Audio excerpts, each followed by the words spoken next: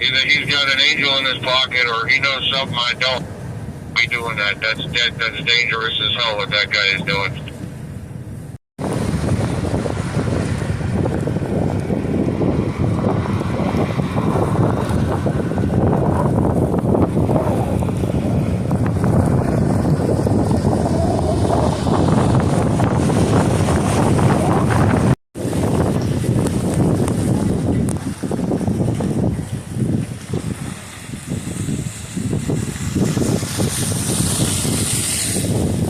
We have another lake effect snowstorm coming through.